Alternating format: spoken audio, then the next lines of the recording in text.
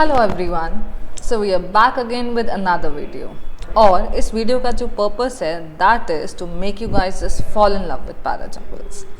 अगर मैं पैराजम्बल्स की बात करूँ तो हम सब इस बात से अवेयर है कि पैराजम्बल्स वीएआरसी का सबसे ज़्यादा ड्रेडेड टॉपिक है। ठीक है, वो सारे के सारे बच्चे जिन्होंने आज तक कभी भी पैराजम्बल्स को सॉल्व किया है उनको ये एक बात पता है कि यार या तो टेक्निक समझ नहीं आती, या तो क्वेश्चन समझ नहीं आता, फिर आंसर गलत आ जाता है।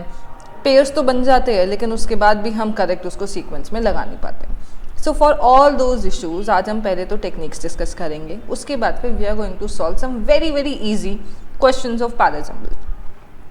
क्यों वेरी इजी? क्योंकि ये एकदम बेसिक वाली क्लास है। ठीक है, नाउ सबसे पहले समझते हैं कि पैराजम्बल्स होते क्या है। ठीक है, पैराजम्बल्स बेसिकली क्या है, वी हैव अ पैराग्राफ जिसको हमने क्या किया है, जिसको हमने मल्टीपल पार्ट्स में डिवाइड कर दिया है एंड इस डिवीजन के बाद हमने उसको रीअरेंज कर दिया है इस तरीके से कि अब वो वाला जो पैराग्राफ है वो प्रॉपर मीनिंग नहीं बना रहा है। क्यों? क्योंकि उसके स्ट्रक्चर में ना गड़बड़ी हो गई है। अब हमारा काम क्या है? हमारा काम ये है कि हमें उसे वापस से अच्छे से प्रॉपरली रीअरेंज करना है। ओके, तो अगर मैं एकदम बेसिक बात करूँ कि भाई क्या करेंगे हम इसमें, क्या करेंगे हम पैराजम्बल्स में, तो सबसे पहले तो बेटा आपको सारे के सारे सेंटेंसेस को रीड करना है, आपको कनेक्शंस को फाइंड करना है और एंड में बहुत ज़्यादा ज़रूरी है कि आपको फ्लो को वेरीफाई करना है, कैसे बाकी का पूरा जो आपने सीक्वेंस बनाया है उसको रीड करके। ठीक है, अब ये तो एकदम बेसिक वाली टेक्निक्स थी, इलाबोरेशंस पर चलते हैं। नाउ सबसे पहली चीज़ जो बच्चे आपको ध्यान में रखनी है that is opening sentence identification. आप जब भी एक पैराग्राफ को, आप जब भी एक पैराजम्बल के क्वेश्चन को पढ़ रहे हो, ठीक है, सबसे पहले आपको क्या करना है, आपको ये चीज़ ध्यान में रखनी है कि मैं ये जो मल्टीपल स्टेटमेंट्स को रीड कर रहा हूँ, मुझे इसमें एक ऐसा स्टेटमेंट ढूंढना है जिससे मैं मेरे पैराग्राफ की शुरुआत कर सकूँ। ओके, ना if we talk about opening sentence, ठीक है, अगर मैं इस चीज़ की बात करूँ कि पैसेजेस शुरू कैसी बातों से होते हैं, क्या एकदम से फैक्ट्स आएंगे? नहीं आएंगे। क्या एकदम से कुछ डेटा आएगा? नहीं आएगा। क्या एकदम से प्रोनाउन आएगा? क्या मैं बोल सकती हूँ कि I don't like what he said? मुझे पता ही नहीं है ना ही कौन है, मुझे पता ही नहीं है उसने बोला क्या है। तो ओपनिंग सेंटेंस एक ऐसा स्टेटमेंट होगा जो थोड़ा जनरलाइज्ड होगा, जो आइडिया को प्रेजेंट करेगा, जो हमें बहुत कुछ बता भी रहा है और बहुत कुछ नहीं भी बता रहा है। एक ऐसा स्टेटमेंट जो क्या है, जो बाकी सारे के सारे गिवन स्टेटमेंट से कहीं ना कहीं एसोसिएट करेगा, रिलेट करेगा। ठीक है, नेक्स्ट क्या है, स्टार्ट करते वक्त, ओपनिंग स्टेटमेंट ढूंढते वक्त आपको एक चीज़ का ध्यान रखना है कि भाई ये कुछ चीज़ें हैं जिनसे मैं मेरे स्टेटमेंट को, मैं मेरे ओपनिंग सेंटेंस मेरा कभी स्टार्ट हो ही नहीं सकता है। ये क्या है बेटा? ये है कंट्रास्ट और कंक्लूजन वाले वर्ड्स। कौन से वर्ड्स? जैसे बट है, हाउएवर है, डज है, देयरफॉर है। ये सारे के सारे वर्ड्स क्या सिग्नल करते हैं कि भाई पहले कुछ था तभी मैं बोल सकती हूँ हाउएवर दिस हैपेंड। पहले कुछ था तभी मैं बोल सकती हूँ कि but I don't like that idea. ठीक है, तो ये वाले वो वर्ड्स हैं जिनसे हमारी ओपनिंग स्टेटमेंट की शुरुआत कभी भी नहीं हो सकती है। ओके, नेक्स्ट है कनेक्टर्स। हमारे पास बेटा कुछ कनेक्टर्स होते हैं। ये जो कनेक्टर्स है ना, ये दो अलग अलग टाइप के होते हैं। एक टाइप क्या है? Same tone. एक टाइप क्या है? Opposing tone. अब इसकी बात करते हैं बच्चे। सेम टोन के वर्ड्स कौन कौन से हैं? जैसे है मोर ओवर, एडिशनली, ठीक है, put differently, in other words, in addition to, of course. ठीक है, ये सारे के सारे वर्ड्स जो है ना, ये क्या कर रहे हैं, एक ही आइडिया को आगे लेकर जा रहे हैं। ठीक है, सपोज फॉर एग्जांपल अगर मैं आपको एडवाइस कर रही हूँ कि यार लेट्स से कल संडे है, ठीक है, मैं आपको एडवाइस कर रही हूँ कि आपको पढ़ाई करनी है एंड आपको पढ़ाई में क्या पढ़ना है, जैसे you have to study verbal VARC for at least 2 hours. Moreover, you have to solve at least 15 questions of quants. In addition to that, you have to solve at least 3 sets of DILR. Additionally, you have to read at least 20 new words. ठीक है, तो बेटा अगर मैं ये वाले sentence की बात करूँ तो मैंने इसमें वो सारे के सारे वर्ड्स यूज़ किए। कौन कौन से यूज़ किया? Moreover, in addition to, additionally, furthermore, in addition to that, ये वाले सारे के सारे वर्ड्स। ठीक है, इन वर्ड्स में मैंने क्या किया, जो मेरी टोन पहले वर्ड से शुरू हो रही थी एंड तक वही वाली सेम टोन जो है वो कंटिन्यू हुई है। ठीक है, ऑन द कॉन्ट्ररी अगर मैं अपोजिंग टोन की बात करूँ, इसके वर्ड्स कौन कौन से होते हैं? बट हो गया, येट हो गया, हाउएवर है, ठीक है सॉरी, बट हो गया, येट है, हाउएवर है, ठीक है, इन कंट्रास्ट टू है, ऑन द अदर हैंड है, ठीक है, ऑल्दो है, इवन दो है, डिस्पाइट है, ये सारे के सारे वर्ड्स क्या है, ये सारे के सारे वर्ड्स हमें ऑपोजिट टोन से इंट्रोड्यूस करवाते हैं। फॉर एग्जाम्पल, जैसे अभी थोड़ी देर पहले मैं आप लोगों को एडवाइस दे रही थी कि आपको क्या पढ़ना है ना। सपोज कोई बच्चा है जो VRC पढ़ पाया, ठीक है, क्वांट्स के वो 15 नहीं, वो सिर्फ 5 ही क्वेश्चन सॉल्व कर पाया, और लेकिन जो DILR है उसके वो 3 सेट सॉल्व कर पाया, ठीक है। तो वो बच्चा क्या बोलेगा कि ma'am I was able to study VRC for 2 hours, although I was able to complete only 5 question of quants, ठीक है, but I did solve 3 sets of DILR। तो बेटा सब में क्या हो गया, टोन चेंज हो गई। पहले पॉजिटिव था कि हाँ भाई हमने 2 घंटे VRC पढ़ा, उसके बाद क्या है, नेगेटिव आया कि यार नहीं, क्वांट्स के ना 15 क्वेश्चन सॉल्व नहीं हुए, सिर्फ और सिर्फ 5 ही हो पाए। उसके बाद फिर से पॉजिटिव आ गया कि हाँ लेकिन हमने ना 3 सेट सॉल्व कर लिए DILR के। तो ये वर्ड्स क्यों, ये वर्ड्स आपको समझाएंगे कि आपको कौन से स्टेटमेंट को कहाँ प्लेस करना है। फॉर एग्जाम्पल, ये जो अपोजिंग टोन वाले वर्ड्स है, अगर इन वर्ड के बाद कुछ पॉजिटिव आ रहा है तो हम कहाँ प्लेस करेंगे, हम प्लेस करेंगे नेगेटिव के बाद, क्योंकि पहले नेगेटिव था, फिर ये वर्ड आया, फिर पॉजिटिव आ गया, हो गई ऑपोजिट टोन। अगर ये वर्ड के बाद कुछ नेगेटिव आ रहा है तो हम इसे पॉजिटिव के बाद प्लेस करेंगे। क्यों, क्योंकि पहले पॉजिटिव था, फिर ये वर्ड आया, फिर नेगेटिव, ठीक है। नाउ नेक्स्ट क्या है, हमारे बच्चे कुछ मैंडेटरी पेयर्स होते हैं। ये मैंडेटरी पेयर्स कौन से होते हैं, जो मुझे पता है कि भाई ये पहले आएगा, ये बाद में आएगा, फिक्स है। जैसे मुझे पता है प्रॉब्लम पहले आएगी, सोल्यूशन बाद में आएगा, इंट्रोडक्शन पहले आएगा, इलैबोरेशन बाद में आएगा, कॉज पहले आएगा, इफेक्ट बाद में आएगा। तो ऐसे पेयर्स को ढूंढो जो क्या है, जो आपको समझ में आए कि यार ये फिक्स है, ये ऐसे ही पेयर बनेंगे। नेक्स्ट क्या है, again a very important one is grammar based sequencing. Grammar based sequencing में आपको मेजरली 2 टॉपिक्स का ध्यान में रखना है। पहली क्या चीज़ है, पहली चीज़ है आपका नाउन प्रोनाउन अग्रीमेंट्स, एंड जो दूसरी चीज़ है वो है आपके आर्टिकल्स। अब कैसे ये समझते हैं, देखो बेटा, प्रोनाउन का काम क्या होता है, प्रोनाउन का काम होता है नाउन के अननेसेसरी रेपिटेशन को स्टॉप करना, ठीक है। तो मुझे इससे एक ये बात पता है कि मेरा प्रोनाउन तब तक, मेरा वो सेंटेंस जो प्रोनाउन की बात कर रहा है वो तब तक प्लेस नहीं हो सकता है जब तक मैं वो वाले स्पेसिफिक नाउन को ऑलरेडी प्लेस ना कर चुकी हूँ, ठीक है। तो प्रोनाउन क्या है, वो फिक्स है कि वो क्या होगा, वो नाउन के बाद ही आएगा। अब अगर मैं आर्टिकल्स की बात करूँ तो आर्टिकल्स का रूल क्या है कि सबसे पहले हमें ये पता है कि बेटा 3 आर्टिकल्स होते हैं, ए, एन, द। इसमें से जो ए और एन है ये क्या है, ये हमारे इनडेफिनिट आर्टिकल्स कहलाते हैं, और जो द है ये हमारा डेफिनेट आर्टिकल कहलाता है। अब क्या यूज़ है इस चीज़ का, इस चीज़ का यूज़ ये है कि जब भी मैं किसी चीज़ को पहली बार इंट्रोड्यूस कर रही हूँ तब हम उसके पहले हमेशा ए या फिर एन लगाएंगे। लेकिन अगर हम किसी ऐसी चीज़ की बात कर रहे हैं जिसको हम ऑलरेडी इंट्रोड्यूस कर चुके हैं, दैट इज़ व्हेन हम उसके पहले क्या लगाएंगे, हम उसके पहले द आर्टिकल को प्लेस करेंगे, ठीक है। अब इसको याद रखने के लिए एक सेंटेंस है, जो अगर आपने ये वाला सेंटेंस याद रख लिया तो आपको ये वाला रूल याद हो जाएगा। बचपन में हम सब ने वो कहानी सुनी है ना कि एक कौवा था, उसको प्यास लगी, वो मटका था, उसमें पानी था पर नीचे था, ठीक है। कौवा आया, पत्थर भरे, पानी ऊपर आया, पिया, उड़ गया, ठीक है। अगर मैं इस कहानी की बात करूं, अगर मैं इस कहानी को कैसे बताऊं, मैं इस कहानी को बताऊं इंग्लिश में, ठीक है, ट्रांसलेट करूं, तो मैं शुरुआत कैसे करूंगी, there was a crow, the crow was thirsty, ठीक है। अब बेटा यहाँ पे हुआ क्या, मेरे पास क्रो है लेकिन मैंने एक बार बोला देयर वॉज अ क्रो, एक बार मैंने बोला the crow was thirsty, so why this difference. ये डिफरेंस इसलिए आया क्योंकि एक बार जब मैंने बोला ना यार एक कौवा था तो I was talking about any random crow, ठीक है। लेकिन जब मैंने बोला द क्रो वॉज थर्स्टी तब मैं किसकी बात कर रही थी, तब मैं वो वाले स्पेसिफिक क्रो की बात कर रही थी जिसको मैंने अभी 1 मिनट पहले मेंशन किया है। तो हमें ये चीज़ पता है कि अगर मेरे क्वेश्चन में क्या आ रहा है, द प्रोग्राम आ रहा है, द डिलेमा आ रहा है, द इशू आ रहा है, तो इस केस में हम पहले उस प्रोग्राम को, उस डिलेमा को, इस इशू को ऑलरेडी प्लेस कर चुके होंगे, ठीक है। नेक्स्ट रूल पे चलते हैं। नेक्स्ट टेक्निक जो है वो क्या बोल रहा है, एग्जाम्पल प्लेसमेंट, ओके। अब इसमें क्या है, हमें पता है कि हमारे अगर ऐसे वर्ड्स है फॉर इंस्टेंस, फॉर एग्जाम्पल, तो ये वाले वर्ड्स को यूज़ करने से पहले, ये वाले वर्ड्स को प्लेस करने से पहले हम हमेशा आइडिया को प्रेजेंट करेंगे, क्योंकि हम पहले आइडिया पे आएंगे, उसके बाद ही हम उसके एग्जाम्पल को बताएंगे, ठीक है। नेक्स्ट चीज़ क्या है बेटा, जनरल टू स्पेसिफिक। अब ये जनरल टू स्पेसिफिक का क्या है, हम जब भी देखें हमारे ना जो पैराग्राफ होते हैं उसका स्ट्रक्चर होता है, ठीक है।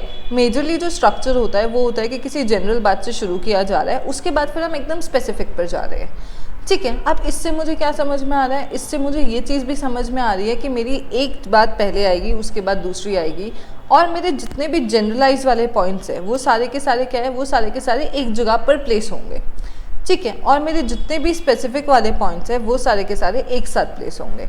There would not be a structure like general फिर स्पेसिफिक फिर जनरल फिर स्पेसिफिक, ये नहीं चलेगा, ठीक है। सॉरी, जैसे कॉज इफेक्ट हो गया, इंट्रोडक्शन एलैबोरेशन हो गया, प्रॉब्लम एंड सोल्यूशन हो गया, ये सारी बातें, ठीक है। इसके बाद अगर मैं नेक्स्ट की बात करूँ, ये क्या है, आइडिया कंप्लीशन एंड कंट्रास्ट। बेटा इसको क्या बोला जाता है, बेसिकली अगर मैं देखूँ जैसे हम में से कुछ होंगे जिन्होंने कभी स्कूल में डिबेट्स में, स्पीचेस में, डेक्लामेशंस में पार्टिसिपेट किया है, राइट। तो ये चीज़ बड़ी अनयूजुअल हो जाएगी ना कि मैंने एक पॉइंट जिसको मैंने 5 मिनट पहले प्रेजेंट किया है, ठीक है, आफ्टर 5 मिनट्स मैं वापस से आके वही वाले सेम पॉइंट पे लेके बात करनी स्टार्ट कर दूँ, राइट। क्यों नहीं होगा, क्योंकि ये बेसिक ह्यूमन लॉजिक है कि हमने एक बात को शुरू किया, हम पहले उसको ख़त्म करेंगे, फिर हम दूसरी बात पे पहुंचेंगे, और फिर हम बार बार 5 मिनट बाद हम वो पुरानी वाली बात पे नहीं आ जाएंगे, ठीक है।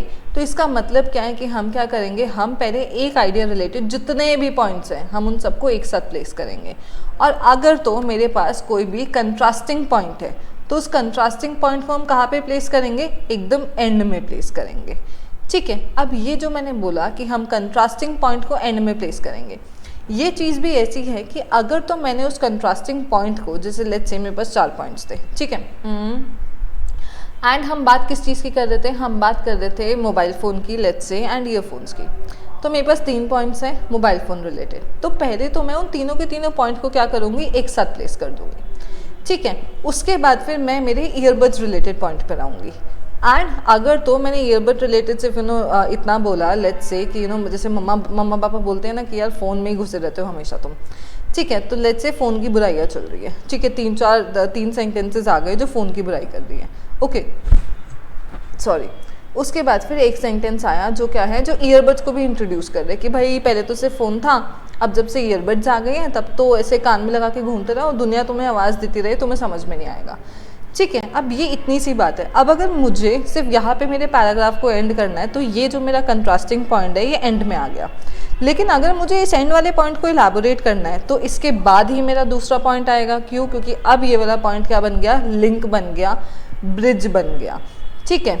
ये यहाँ पे हम देखेंगे ये ब्रिज वाली चीज़ को अगले रूल में, जैसे यहाँ पे लिखा है कि जो ब्रिज सेंटेंसेस है ये क्या करते हैं, ये दो आइडियाज़ को कनेक्ट करते हैं and they lie in between both the ideas, ठीक है।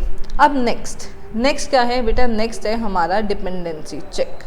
ओके, डिपेंडेंसी चेक बेसिकली क्या है, आपको ये चीज़ पूछनी है कि क्या ये वाला सेंटेंस अकेले, क्या ये वाला सेंटेंस अकेले स्टैंड कर सकता है। अगर मैंने इसके बाद कोई और बात को नहीं प्लेस किया तब भी क्या ऐसा है कि इसका मीनिंग जो है वो इनकम्प्लीट नहीं रहेगा, तो हम एक ऐसे सेंटेंस को ओपनिंग बना सकते हैं।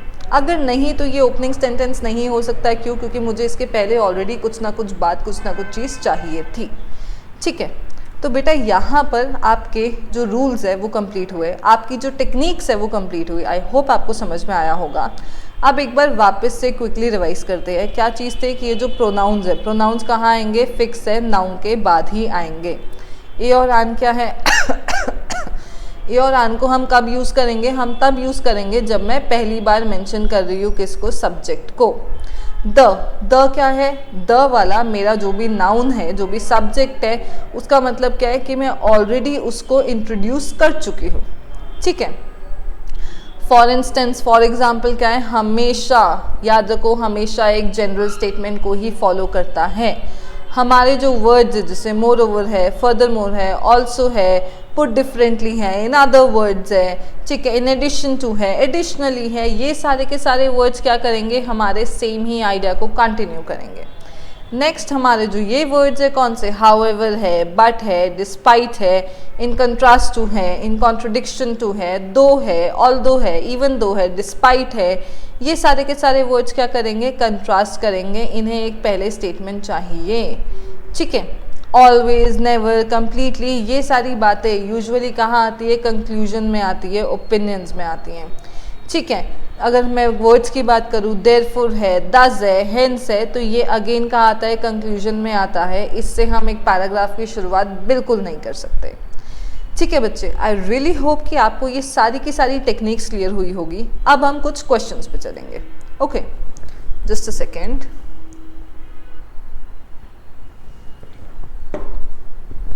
तो ये हमारा पहला क्वेश्चन है। ठीक है, आप लोग चाहो तो आप इसका पहले एक बार स्क्रीनशॉट ले सकते हो। ठीक है, एक बार उसको सॉल्व करके देख सकते हो। हम यहाँ पे, मैं अभी आपको समझाऊंगी कि हम इस क्वेश्चन को किस तरीके से सॉल्व करेंगे। ठीक है, इसको देखते हैं। देखो बेटा, यहाँ पे जो मेरा सेंटेंस नंबर ए है, ठीक है, ये क्या बोल रहा है, but not his prescription.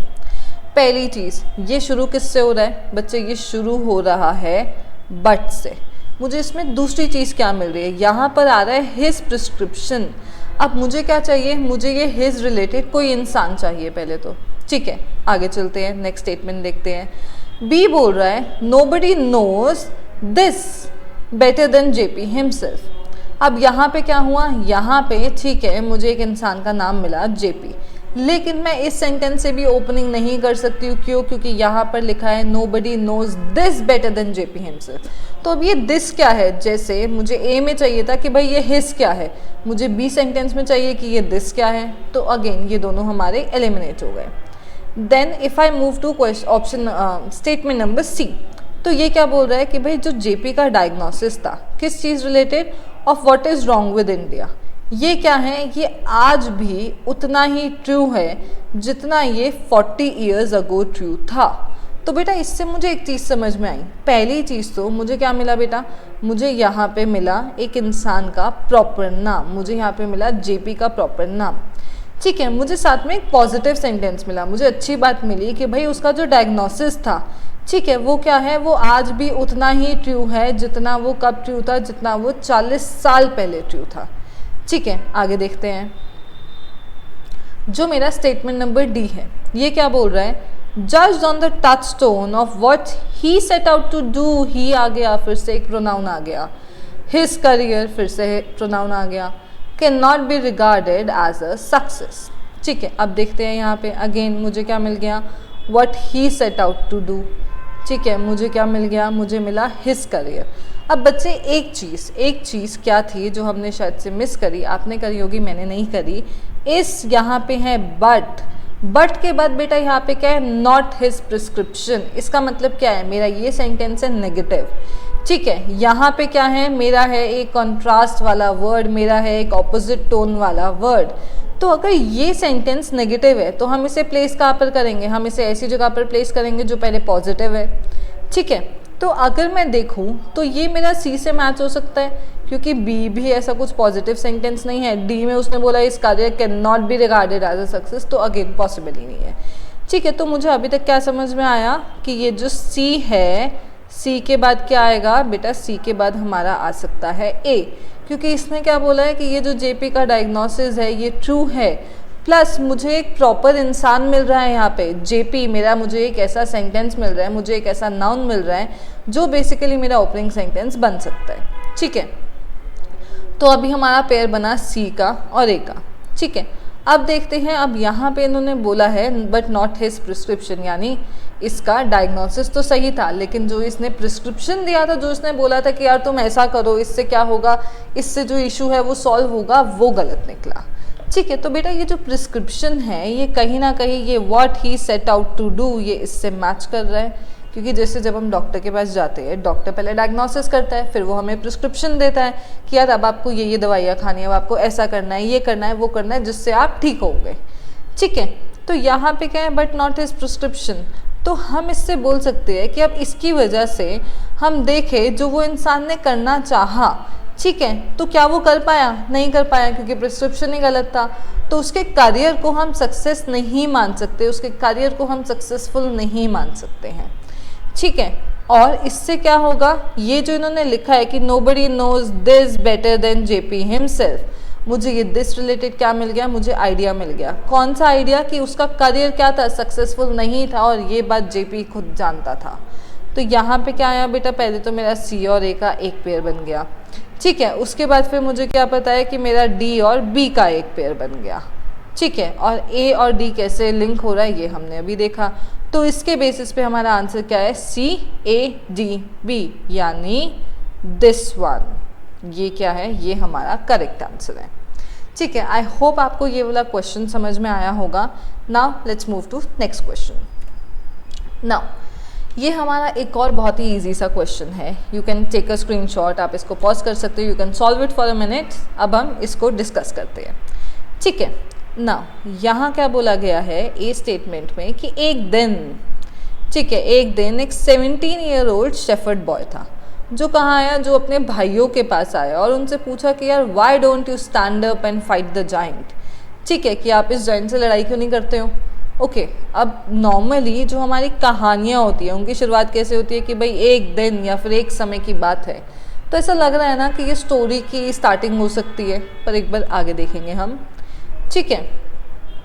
B बोल रहा है we all know the story of David and Goliath, जहाँ पे एक जाइंट था जो क्या करता था, जो बुली करता था, जो हरास कर रहा था गांव के बच्चों को। अब बेटा हाँ, वन डे से कहानी की शुरुआत होती है, लेकिन कहानी का इंट्रोडक्शन तो कहानी से भी पहले आता है। तो मुझे एक चीज़ पता है कि ये जो इन्होंने लाइन लिख दी ना कि यार हम सब जानते ही है किस चीज़ को, डेविड और गोलियत की कहानी को। तो जो ये वाली बात है ना, ये वाली बात क्या है, इस बात के कारण हम शायद से ए के पहले हम क्या करेंगे, हम बी को प्लेस करेंगे। आगे देखते हैं। सी बोल रहा है बट डेविड सेड, ठीक है, डेविड ने बोला no he is too big to hit, he is too big to miss. Okay इसका मतलब क्या है, इसका मतलब ये है, सपोज जैसे मैंने आप सबको बोला कि यार ये जो पेन है ना, इसकी ये जो टिप है ना, यहाँ पर निशाना लगाओ, तो बहुत सारे लोग मिस कर देंगे, राइट। लेकिन अगर सपोज मैंने आपको बोला कि आप जहाँ कहीं भी बैठे हो, आपके आसपास जो भी वॉल है उस वॉल पर निशाना लगाओ, तो मोस्ट ऑफ द लोग, मोस्ट ऑफ छोड़ो, कोई भी इंसान ऐसा नहीं होगा जो क्या है, जो उसको मिस कर रहा है। रीज़न क्या है, रीज़न ये है कि वो वॉल इतनी बड़ी है, ठीक है। तो यहाँ पे क्या है, वो इंसान जाइंट है, तो ऐसा नहीं है कि यार इतना बड़ा है हम उसको कैसे मारे, वो इतना बड़ा है कि तुम उसको कुछ भी फेंक के मारोगे मिस ही नहीं होगा ना, उसको कहीं ना कहीं लग जाएगा। मे भी तुमने सोचा कि यार हमें ना उसकी आँख पे मारना है, लेकिन तुम्हारा निशाना थोड़ा सा गलत हो गया, तो आँख की जगह लेट्स से नाक पे लग गई, मुंह पे लग गई, ठीक है, उसको लगेगी तो सही। ओके नाउ डी देखते हैं। डी बोल रहा है कि the brothers were terrified, okay, and they replied to what, क्या कोई क्वेश्चन था, बिल्कुल था, ए में था, ठीक है, कि ये जो एक दिन ये जो 17 साल का लड़का था जो कहा गया, जो अपने ब्रदर्स के पास गया और उसने क्या बोला कि why don't you stand up and fight the giant. तो वो ब्रदर्स कैसे थे, बहुत डरे हुए थे, और उन्होंने क्या रिप्लाई किया कि भाई तुझे दिखता नहीं है कितना बड़ा है वो, कैसे मारेंगे हम उसको, ठीक है। लेकिन फिर डेविड ने बोला, डेविड ने क्या बोला कि नहीं, सोच बदलो, देखो इतना बड़ा है तो कुछ भी मिले उठा के मार दो ना, क्या चला जाएगा, ठीक है। तो हमारा क्या हुआ बेटा, ये ए डी सी तीन का वो बन गया, पेयर बन गया। और हमने बी के बारे में डिस्कस ही किया था कि हम क्या कर रहे हैं, हम कहानी रिलेटेड इंट्रोडक्शन दे रहे हैं। तो बेटा हमारा स्टेटमेंट क्या बना, बी ए डी सी, कहाँ है बी ए डी सी, ये रहा। So this is your correct answer, ठीक है। I hope this question was also clear. Now next question पे चलते हैं, ठीक है। अब ये हमारा क्वेश्चन नंबर 3, ओके, इसको देखते हैं। थर्ड क्वेश्चन क्या बोल रहा है, the director walked into the room and took a look around the class, ठीक है, नॉर्मल सी बात है। ओके बी देखते हैं।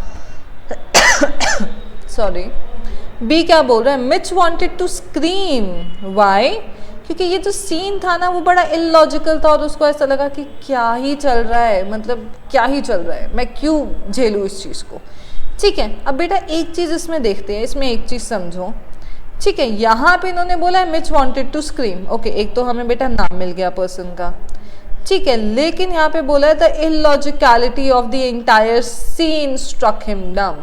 अब अगर मैं सीन की बात करूँ तो सीन तो मुझे ए में भी दिया है, ये भी तो एक सीन ही है ना, कि जो डायरेक्टर है वो क्या हुआ, वो रूम में गया and he took a look around the class, ये भी एक सीन है। लेकिन क्या ये इलॉजिकल सीन है, हाँ ये इलॉजिकल सीन बिल्कुल नहीं है, ठीक है। तो यानी मुझे बी को कहाँ पर प्लेस करना होगा, एक ऐसे सीन के बाद जो इलॉजिकल है, ठीक है, आगे का क्वेश्चन देखते हैं। सी बोल रहा है the manager stared at him. Okay, him, मुझे कुछ तो यहाँ पे चाहिए, हिम रिलेटेड। ठीक है, कैसे? With the look of fear. Okay, that no democratic country should tolerate in its people. तो बेटा अगर एक डायरेक्टर आया रूम में और मैनेजर्स बेचारे ऐसे काँप रहे हैं, उसको बड़ा ही डर के देख रहे हैं, तो ये तो थोड़ा इलॉजिकल सा सीन हो गया ना। ठीक है, ये लुक ऑफ फियर के कारण क्या हुआ, सीन इलॉजिकल हो गया। ठीक है, तो अब मुझे ऐसा लग रहा है कि मे बी सी के बाद बी आ सकता है। अभी भी वी आर नॉट श्योर क्योंकि हमने डी नहीं पढ़ा है, तो पहले एक बार डी देखते हैं, लेकिन ऐसा हो सकता है। नाउ डी बोल रहा है he walked out of the room. Okay, it was his irrevocable protest. वो प्रोटेस्ट कर रहा था अगेंस्ट वॉट, एक इनसेंसिबल और इनसेंसिटिव सिचुएशन। अच्छा बच्चे मुझे एक बात बताओ, ये जो पूरी की पूरी सिचुएशन चल रही है इस क्वेश्चन में, इस क्वेश्चन में कौन था जिसको सिचुएशन इनसेंसिबल और इनसेंसिटिव लग रही थी? हमारा एक इंसान था, मिच, जिसको बेचारे को चिल्लाने का मन कर रहा था। ठीक है, तो अभी तक जो मुझे समझ में आ रहा है कि मिच को चिल्लाना था, क्यों? क्योंकि उसको ऐसा लग रहा था कि भाई क्या क्या स्टूपिडिटी है, क्या इलॉजिकल सीन है, लेकिन वो चिल्लाया नहीं। इंस्टेड उसने क्या किया, ही walked out of the room. क्यों? क्योंकि वो प्रोटेस्ट कर रहा था कि नहीं भाई तुम डरते रहो, मैं तो इस चीज़ का पार्ट नहीं बनने वाला हूँ। ठीक है, और यहाँ पे क्या है बेटा, तो मेरा पेयर क्या बन गया, सी का, फिर बी, उसके बाद फिर डी। और the manager stared at him. Him कौन है? हमारा डायरेक्टर। तो यानी सी के पहले क्या आएगा, सी के पहले आएगा ए। तो आंसर क्या है आपका, ए सी बी डी। कहाँ है, ये रहा। ठीक है, ये क्वेश्चन आया समझ में। अब नेक्स्ट क्वेश्चन पे चलते हैं। ठीक है, अब ये हमारा आज का इजी वाला क्वेश्चन नंबर 4 है। इसको देखते हैं। यहाँ क्या बोला है हमारा स्टेटमेंट नंबर 1 क्या बोल रहा है कि 220 BC में एक वॉर स्टार्ट हुआ था। वॉर किसके बीच में स्टार्ट हुआ था, रोम एंड कार्थेज। ठीक है, बी देखते हैं। बी बोल रहा है कि Hannibal did not let that आया, ठीक है, कीप हिम फ्रॉम बिलीविंग कि वो जीत सकता है, and then acting on that belief. ठीक है, यहाँ 2-3 चीज़ें। पहली चीज़, हैनिबल, मुझे यहाँ पे एक इंसान का नाम मिला, and did not let that keep him. तो बेटा ये जो दैट है, this has to be a situation कि कुछ तो हुआ, लेकिन उसने क्या सोचा, नहीं भाई मैं हार नहीं मानूंगा, मैं तो अभी भी बिलीव करूंगा कि मैं जीत सकता हूँ। और उसके बाद क्या हुआ, उसके बाद वो इंसान जीता। ठीक है, आगे चलते हैं, देखते हैं हमें ऐसी कोई सिचुएशन मिलती है क्या। सी बोल रहा है कि जो हैनिबल के ट्रूप्स थे ना, वो क्या थे, वो ग्रेटली आउटनंबर्ड थे। ठीक है, यानी हैनिबल के जो सोल्जर्स थे, ओके एक्सक्यूज मी, हैनिबल के जो सोल्जर्स थे वो बहुत ही कम थे। ठीक है, और उनके पास वेपन्स भी बहुत कम थे, compare to what, compare to the great Roman army. अब बेटा यहाँ पे इसके ट्रूप्स बेचारे कम थे, इसके पास वेपन्स भी नहीं थे, तो ये तो कितनी नेगेटिव सिचुएशन थी। तो यहाँ पे मैं बोल सकती हूँ कि ये जो मेरा दैट है वो यही वाली बात है, राइट हम ऐसा बोल सकते हैं। तो मुझे क्या समझ में आया कि सी है, सी के बाद क्या आएगा बच्चे, सी के बाद आएगा बी। ठीक है, अब डी देखते हैं। डी क्या बोल रहा है कि हैनिबल क्या था, हैनिबल था कार्थेज से, जिसके दुश्मन कौन थे, रोमन्स। तो बेटा दो लोग लड़ते कब है, लड़ाई कब होती है, तभी लड़ाई होती है जब उन दोनों में दुश्मनी होती है। तो कहीं ना कहीं इन्होंने जो ये ए में बताया ना कि भाई 220 BC में एक वॉर स्टार्ट हुआ था, किसके बीच में, रोम में और कार्थेज में, और हैनिबल कार्थेज से था और उसके दुश्मन कौन थे, रोमन्स थे। तो ये जो ए में जो वॉर है, मुझे उसका बेस कहाँ मिल रहा है, मुझे उसका बेस मिल रहा है डी में, कि हैनिबल कार्थेज से था जिसकी दुश्मन थे रोमन्स, और 220 BC में इन दोनों में वॉर स्टार्ट हुआ। लेकिन क्या हुआ, हैनिबल के जो ट्रूप्स थे ना वो बड़े ही कम थे, तो उसको लगा मैं हार जाऊंगा, लेकिन उसको ऐसा नहीं लगा। उसने क्या सोचा कि नहीं भाई मैं तो ना जीत के दिखाऊंगा, और वो जीत गया। तो यानी यहाँ पे क्या है डी है, फिर ए है, then C, then there is B. Answer का है हमारा ये रहा, डी ए सी बी। ठीक है, तो हमारे 4 क्वेश्चन सॉल्व हो गए हैं। Now let us move to our last question for the day. हमारे क्वेश्चन नंबर 5 पर चलते हैं। Okay, now let us read this question. अच्छा, ये स्टेटमेंट क्या बोल रहा है कि this has also okay been my experience with what, with creativity within organisations. अब बेटा इसमें हमें अगेन बहुत सारी चीज़ें मिली हैं। पहला क्या है, दिस, तो मुझे कुछ तो एक एक्सपीरियंस चाहिए हैगा, ठीक है। साथ में क्या है, ऑल्सो, यानी पहले भी एक एक्सपीरियंस कुछ आएगा। माई है तो मुझे पता है कि मैं एक ही इंसान की बात कर रही हूँ, और ये जो भी चीज़ है ये क्या कर रही है, ये इसको क्रिएटिविटी से क्या कर रही है, लिंक कर रही है, ठीक है। नाउ स्टेटमेंट नंबर बी देखते हैं। ये क्या बोल रहा है कि क्रिएटिविटी एक वंडरफुल थिंग है, ठीक है, that finds which finds favour with everyone.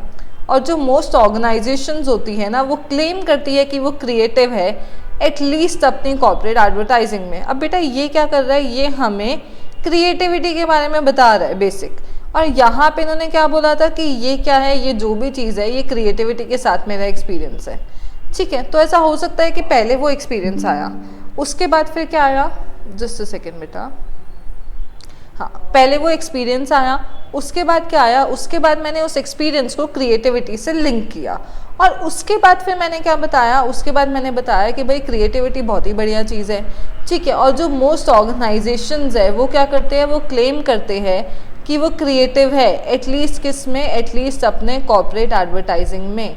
तो बच्चे ये जो मेरा ये जो मेरा ए है, ये मेरा वो ब्रिज वाला सेंटेंस बन सकता है जो उस एक्सपीरियंस को और क्रिएटिविटी को लिंक कर रहा है, ठीक है। आगे देखते हैं, आगे क्या है, सर कॉलिन मार्शल, ये कौन है, एक चीफ एग्जीक्यूटिव है किसके, ब्रिटिश एयरवेज के। वो क्या बताते हैं कि कैसे उन्होंने डिस्कवर किया था कि unless there was a nominated champion you know for some work, ठीक है, नथिंग एवर डिड हैपन, ठीक है। इसका मतलब क्या है, अच्छा एक चीज़ देखो, वो बता रहे हैं कि कैसे उन्होंने डिस्कवर की ये वाली चीज़ की, यार अनलेस एंड अनटिल एक नॉमिनेटेड चैंपियन हो तो काम होता है, अदरवाइज नहीं होता। इसका मतलब क्या है, जैसे अगर लेट्स से क्लासरूम भरा है, ओके, और टीचर ने बोला कि बेटा you know any one of you please give me a pen, तो क्या होगा, पहले 2-3 सेकंड के लिए ना सब ऐसे एक दूसरे को देखेंगे कि अच्छा वो पेन दे रहा है, ये दे रहा है, कौन दे रहा है। उसके बाद फिर कोई एक बच्चा जाएगा और वो जाके पेन दे देगा। ऐसा हुआ क्यों, क्योंकि हमने एक नॉमिनेटेड चैंपियन दिया ही नहीं, हमने स्पेसिफिकली बताया नहीं कि भाई आप लाके मुझे पेन दो, ठीक है। हमने क्या किया, हमने तो बस ऐसे ही बोल दिया यार कोई भी कर लेना काम, या कोई भी दे दो पेन, ठीक है, ओके।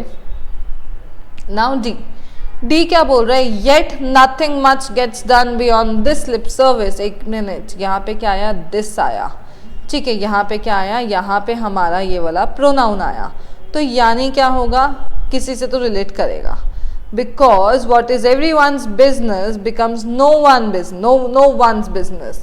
अब बेटा कहीं ना कहीं अगर मैं देखूँ तो ये बात इस बात से रिलेटेड है, लेकिन ये दिस लिप सर्विस क्या है।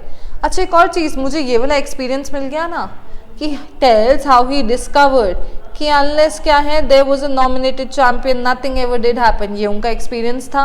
और उन्होंने क्या बोला कि ये मेरा एक्सपीरियंस किसके साथ रहा है, क्रिएटिविटी के साथ भी रहा है। इसके बाद बेटा हमने कहीं ना कहीं, अगर हम क्रिएटिविटी की बात कर रहे हैं तो हमने क्या किया, हमने बताया क्रिएटिविटी वंडरफुल थिंग है, you know which finds favour with everyone. यानी कोई इंसान नहीं होगा जो मुंह पे मना करेगा कि नहीं भाई क्रिएटिव नहीं होना चाहिए, चुपचाप से अपना दिमाग लगाए बगैर काम करो, no one would say that. और जो मोस्ट ऑर्गेनाइजेशन है वो क्लेम करते हैं कि वो क्रिएटिव है, एटलीस्ट अपनी एडवर्टाइजिंग में। तो बेटा ये लिप सर्विस निकल गई, ये कि हमने क्या किया कि यार ये क्या करते हैं, ये सिर्फ बोलते हैं। एक्चुअल में अगर ऑर्गेनाइजेशन में क्रिएटिविटी लगाने की बात आती तो क्या करते हैं, अरे नहीं यार तुम तो जाओ, तुम तुम्हारा काम करो। तो यहाँ पे क्या हुआ, सी आया, फिर ए आया, फिर बी आया, और ये जो दिस लिप सर्विस है ये हमें कहाँ मिला, ये मिला बेटा हमें बी में। तो यानी सी ए बी डी ये क्या है, ये हमारा करेक्ट आंसर है, ठीक है। सो ये हमारे 5 क्वेश्चंस कंप्लीट हुए, ठीक है। आई होप आप सबको समझ में आया होगा, ठीक है। नाउ एक बार आपको इन सारी की सारी चीज़ों को ध्यान में रखना है, ये सारे के सारे बेटा मिस्टेक्स को अवॉइड करना। मैं जाते जाते एक बार फिर से बता रही हूँ, एक प्रोनाउन से हम कभी भी स्टार्ट नहीं करेंगे, उसके पहले मुझे क्या चाहिए, मुझे उसके पहले मेरा नाउन सेंटेंस चाहिए। हम कभी भी बट या फिर हाउएवर से स्टार्ट नहीं करेंगे। दोनों के पहले क्या है, मुझे एक प्रायर आइडिया चाहिए, मुझे कोई बात चाहिए जिसको मैं निगेट कर रही हूँ, ठीक है। हमें आर्टिकल क्लॉजेस को इग्नोर नहीं कर, हमें आर्टिकल क्लूज को इग्नोर नहीं करना है, ठीक है। ए है, एन है, हम नई चीज़ को मेंशन कर रहे हैं, ठीक है, द है यानी ऑलरेडी स्टेटेड है, ठीक है। नेक्स्ट क्या है, मैंडेटरी पेयर्स, पहले हम हमेशा इंट्रोड्यूस करते हैं, उसके बाद ही हम इलैबोरेट करेंगे। पहले कॉज आएगा, उसके बाद इफेक्ट आएगा, ठीक है। पहले प्रॉब्लम आएगी, उसके बाद या तो सोल्यूशन आएगा या फिर उसका कॉज आ सकता है, ठीक है। इन सबको हमें एक साथ रखना है। नेक्स्ट क्या है, हम कभी भी एग्जाम्पल्स को पहले प्लेस नहीं करेंगे, हम हमेशा पहले आइडिया को प्लेस करेंगे, उसके बाद ही हम एग्जाम्पल्स पे जाएंगे। इसके बाद बेटा हमें रश नहीं करना है, ठीक है। और अगर ऐसा है कि आप पहली बार पैराजम्बल सॉल्व कर रहे हो तो बहुत आराम से, बहुत शांति से सॉल्व करना है। अभी स्टार्टिंग में फोकस टाइम पर नहीं होना चाहिए, फोकस होना चाहिए कि हमें टेक्निक को समझना है, हमें सॉल्व करना सीखना है। एक बार हम सीख गए फिर हम उसको टाइमली ऑटोमेटिकली सॉल्व कर लेंगे। Okay, so that's it for today. Thank you everyone. और पैराजम्बल्स के क्वेश्चंस भी प्रैक्टिस करने हैं। अगर कुछ कन्फ्यूजन हो, दिक्कत हो तो ये सारी की सारी टेक्निक्स को रिवाइज करो। Make sure to apply this.